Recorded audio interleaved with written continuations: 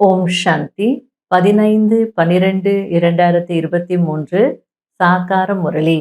இன்று சிவ பகவான் கூறுகிறார், இனிமையான குழந்தைகளே, இது உருவாக்கப்பட்ட அனாதி நாடகம். இந்த நாடகத்தில் ஒவ்வொரு நடிகரின் நடிப்பும் நிச்சயிக்கப்பட்டிருக்கிறது. மோட்சம் யாருக்கும் கிடைக்க முடியாது. கேள்வி: சிவ்பாபா அஷரீரியாக இருக்கிறார். அவர் ஷரீரத்தில் எதற்காக வருகிறார்? எந்த காரியம் செய்கிறார்? என்ன செய்வதில்லை? பதில்: பாபா கூறுகிறார், குழந்தைகளே, நான் இந்த ஷரீரத்தில் உங்களுக்கு முரளி சொல்வதற்காக மட்டும்தான் வருகிறேன். நான் முரளி சொல்கிற வேலை மட்டும் செய்கிறேன். நான் இங்கு உண்பதற்கோ அருந்துவதற்கோ வரவில்லை. நான் வந்திருப்பதே உங்களுக்கு புதிய ராஜ்யத்தை கொடுப்பதற்காக. மற்றபடி இந்த சுவையை இவருடைய ஆத்மாதான் எடுத்துக்கொள்கிறது. முரளியின் பாடல்: ஆகாய சிம்ஹாசனத்தை விட்டு இறங்கி வாருங்கள். ஓம் சாந்தி. இங்கு நமக்கு சம்பந்தப்பட்ட பாடல்கள்தான் இசைக்கப்படுகிறது. ஆகாயத்தில் எந்த சிம்ஹாசனமும் இல்லை. பரம்பிதா பரமாத்மாவும் எந்த ஆகாய சிம்ஹாசனத்திலும் அமர்ந்திருக்கவில்லை. தந்தை குழந்தைகளுக்கு புரிய வைக்கிறார், பரம்பிதா பரமாத்மாவாகிய நானும் குழந்தைகளாகிய ஆத்மாக்கள் நீங்களும் இருவருமே இந்த சூரிய சந்திர நட்சத்திரங்களுக்கெல்லாம் அப்பால் வசிக்கிறோம். அதற்கு மூலவத்தனம் என்று சொல்லப்படுகிறது. எப்படி இங்கு ஆகாயத்தில் சூரிய சந்திர நட்சத்திரங்கள் இருக்கிறதோ, அதேபோல் மகா தத்துவத்திலும் ஆத்மாக்கள் மரம் போல் இருக்கிறது. அதாவது ஆத்மா உலகத்திலையும் தலைகீழ் மரம் இருக்கிறது. சிவ்பாபா விதையா இருக்கிறார், மேலே இருக்கிறார். அதுக்கப்புறமா தேவதா தர்மத்தின் ஆத்மாக்கள் அடிமரம். அதுக்கப்புறமா மற்ற தர்மத்தை சார்ந்தவர்கள் கிளைகள். இது போல அங்கேயும் மரம் போல் ஆத்மாக்கள் வசிக்கிறது அப்படின்றார். நாம் அனைவரும் மகா தத்துவத்தில் வசிப்பவர்கள். நட்சத்திரங்களைப் போலவே வசிக்கிறோம். அதாவது பாபா எந்த அர்த்தத்துல சொல்றார் அப்படின்னா, ஆகாயத்துல நட்சத்திரங்களை பார்க்குறோம். அதுக்கு ஒரு ஸ்டாண்டோ அல்லது ஏதோ ஃபிக்ஸ் ஆகலை, அது தனியா அப்படி இருக்குது, நிற்குது. அது போல மகா தத்துவத்துல நாம் எல்லாருமே நட்சத்திரங்கள் போலவே இருக்கிறோம் அப்படின்றார். ஞான சூரியன், ஞான சந்திரன் மற்றும் ஞான நட்சத்திரங்கள். இப்போது இது குழந்தைகளுக்கு புரிய வைக்கப்பட்டிருக்கிறது. எப்பொழுதெல்லாம் துக்கம் ஏற்படுகிறதோ அப்போது நான் வருகிறேன். பழையதை அவசியம் புதியதாக்க வேண்டும். பழையதில்தான் துக்கம் ஏற்படுகிறது. கலியுகத்தில் துக்கமே துக்கம், சொர்க்கத்திலோ சுகமே சுகம் இருக்கும். எனவே நான் மீண்டும் வந்து சகஜ ராஜயோகத்தை கற்பிக்க வேண்டியதாக இருக்கிறது. அனைவருக்கும் சத்கதி செய்வதற்கு நான் வரவேண்டி இருக்கிறது. அதாவது இந்த இடத்துல சத்கதி செய்வது அப்படின்னா நல்வழிப்படுத்துவது. இந்த வேலையை நான் செய்வது போல் வேறு யாரும் செய்ய முடியாது. நான் தேவி தேவதா தர்மத்தை ஸ்தாபனை செய்கிறேன். உங்களுடன் கூடவே அநேக தர்மத்தினர் யார் இருக்கிறார்களோ அந்த தர்ம ஸ்தாபகர்கள் உட்பட அனைவரையும் முன்னேற்றுகிறேன். உங்களுக்கு ஞான அலங்காரம் செய்து சொர்க்கத்தின் எஜமானர் லக்ஷ்மி அல்லது நாராயணரை மணப்பதற்கு தகுதியானவர்களாக ஆக்குகிறேன். பிறகு உங்களை திரும்பி அழைத்து செல்கிறேன்.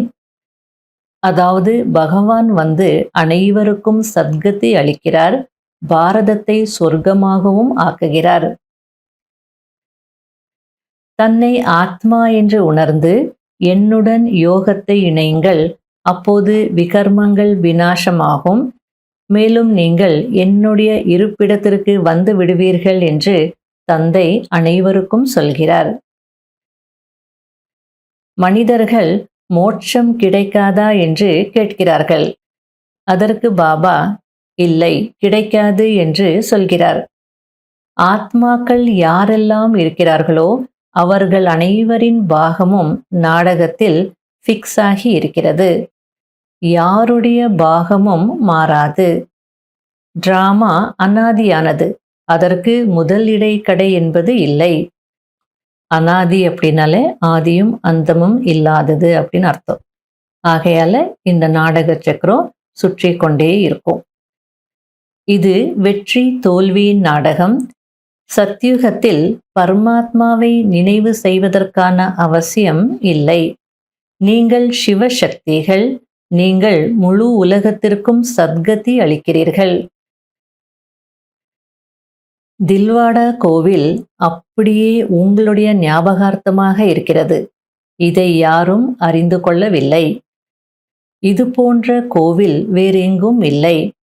இந்த கோவிலில் ஜெகதம்பாவும் இருக்கிறார், சிவ்பாபாவும் இருக்கிறார், சக்திகளின் மேடையும் உருவாக்கப்பட்டிருக்கிறது. சத்யுகத்தில் எந்த ஒரு கோவிலும் இருக்காது. இவை அனைத்தும் பக்தி மார்க்கத்தின் விஸ்தாரமாகும். ஞானத்திலோ பேசாமல் சும்மா இருக்க வேண்டும். அதாவது ஒரு சிவ்பாபாவை நினைவு செய்ய வேண்டும். சிவ்பாபாவை மறந்து மற்றவர்களை நினைவு செய்தீர்கள் என்றால் கடைசியில் ஃபெயிலாகி விடுவீர்கள். ஃபெயிலாக கூடாது. மனிதர்கள் இறக்கும் தருவாயில் இருக்கும் போது அவர்களுக்கு ராம ராம சொல்லுங்கள் என்று சொல்வார்கள். ஆனால் அப்படி சொல்வதினால் நினைவு வந்துவிடாது. இருந்தாலும் கடைசி நேரத்தில் யார் நாராயணனை நினைக்கிறார்களோ அவர்கள் மோட்சம் அடைவார்கள் என்று பாடப்பட்டிருக்கிறது. இந்த விஷயம் இந்த நேரத்திற்கானது. அதாவது துவாபரயுகத்திலிருந்து அப்படியே அவங்க கடைசியில் ராமா ராமான்னு சொல்லில நாராயணனை நினைச்சு சரீரத்தை விட்டாலும் யாரும் மோட்சத்துக்கு போக முடியாது. ஆனால் இந்த நேரத்தில் சங்கம யுகத்தில் கடைசியில் நம்ம பாபா நினைவில் சரீரத்தை விட்டோம் அப்படின்னா கண்டிப்பாக பரந்தாமத்துக்கு அல்லது முக்திக்கு போயிடுவோம். ஆகையில இது இந்த நேரத்திற்கானது அப்படின்றார். மூங்கில் காட்டிற்கு தீ பற்றதான் போகிறது.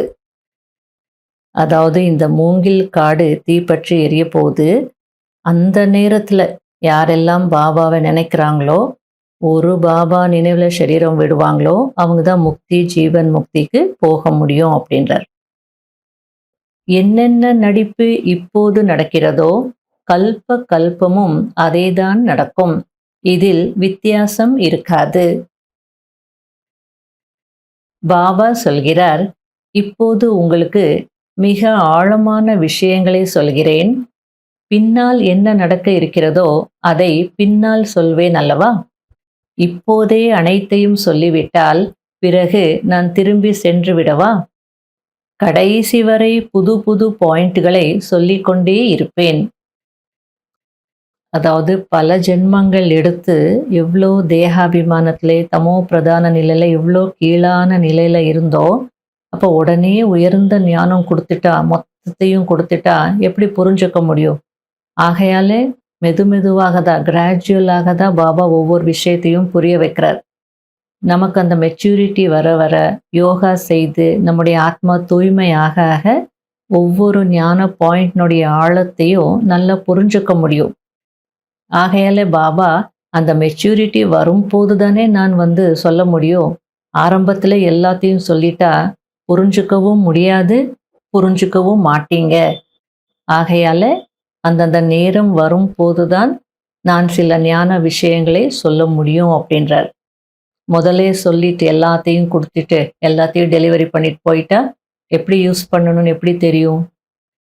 பாபா ஞானத்தையும் கொடுக்குறார், அதுக்கப்புறம் பலனை செய்கிறார், அன்பினுடைய பாலனை, அதுக்கப்புறம் ஒவ்வொரு அடியிலையும் நம்ம எப்படி நடக்கணுன்றது புரிய வைக்கவும் செய்கிறார். ஆகையால மெதுவாக தான் நடக்கும். நான் தர்மத்தையும் ஸ்தாபனை செய்கிறேன், அனைவருக்கும் சத்கதியும் அளிக்கிறேன். டபுள் காரியம் ஆகிவிட்டதல்லவா? சிவ் பாபா புது புது விஷயங்களை சொல்கிறார். அவர் அஷரீரியாக இருக்கிறார். முரளி சொல்வதற்கு மட்டும்தான் வருகிறார். உண்பதற்கோ அருந்துவதற்கோ இல்லை. மற்றபடி சுவையை இந்த ஆத்மாதான் எடுத்துக்கொள்கிறது. நீங்க போக வச்சாலோ அந்த சுவை இந்த பிரம்மானுடைய ஆத்மா தான் எடுத்துக்குது. நான் இங்கே சாப்பிட்றதுக்காகவோ அருந்துவதற்காகவோ வரல, நான் ஞானம் சொல்றதுக்கு மட்டும்தான் வரேன் அப்படின்றார். குழந்தைகளே, விகாரங்கள் மீது வெற்றி அடைவதின் மூலம்தான் நீங்கள் உலகத்தை வென்றவர்களாக ஆக முடியும் என்று தந்தை சொல்கிறார். நல்லது. இனிமையிலும் இனிமையான காணாமல் போய் கண்டெடுக்கப்பட்ட செல்ல குழந்தைகளுக்கு மாத் பிதா பாப் தாதாவின் அன்பு நினைவுகள் மற்றும் காலை வணக்கம். ஆன்மீக குழந்தைகளுக்கு ஆன்மீக தந்தையின் நமஸ்காரம். கடைபிடிக்க வேண்டிய முக்கியமான சாராம்சம். முதல் பாயிண்ட், ஞானம் நன்றாக தாரணை ஆகுவதற்கு தூய்மையின் விரதத்தை கடைபிடிக்க வேண்டும். இப்போது இது கடைசி நேரம்.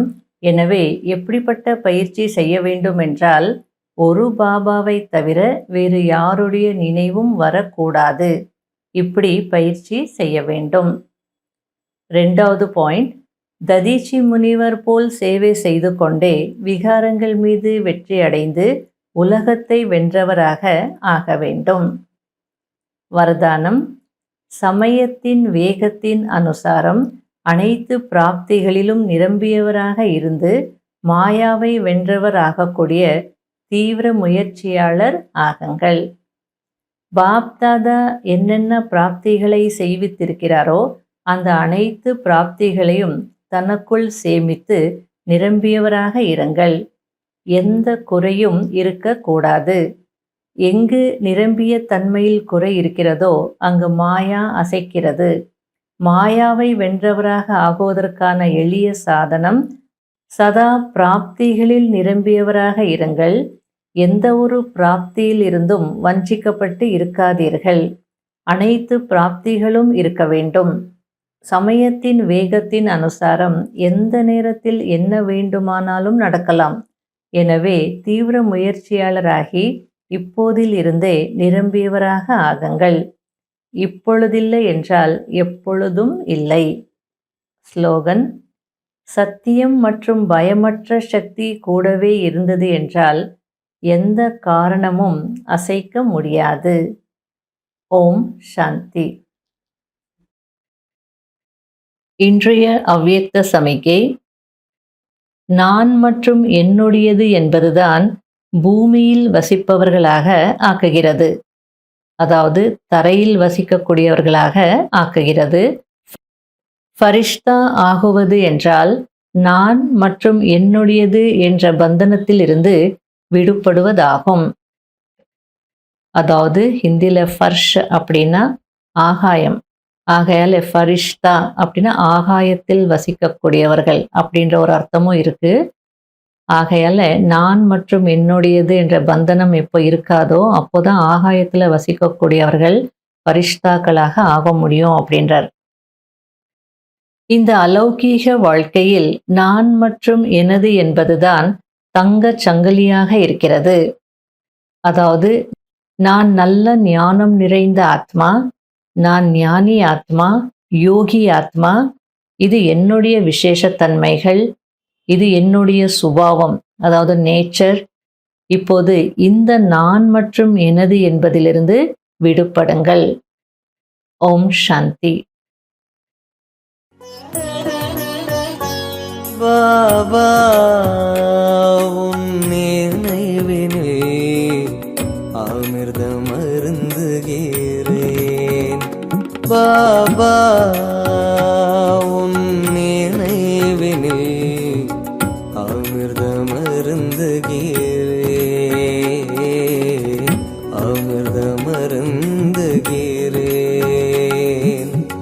நல்லுறவில் அமைதியின் நிழல் காண்கிறேன்.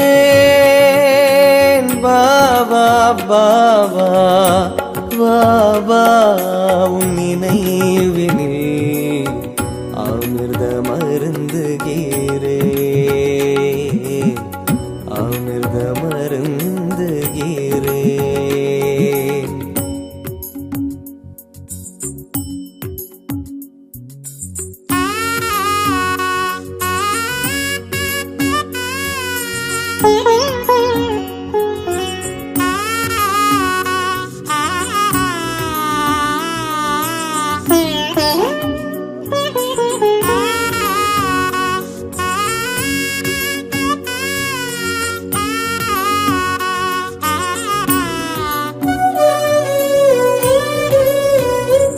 உன்னுறவற்றையும் உலகின் சுகம் என்ன சுகம், உன் துணையை தவிர வேறேது சுகம். கண்மணியாய் உன் கண்ணில் வைத்தாய்,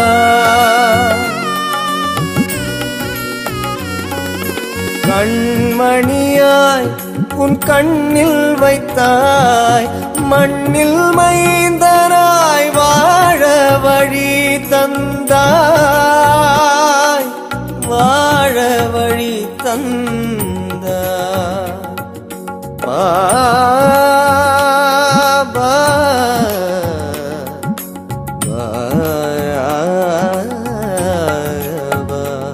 பாபா உன் நினைவிலே அமிர்தம் அருந்துகிறேன். பாபா உன் நினைவிலே அமிர்தம் அருந்துகிறேன்,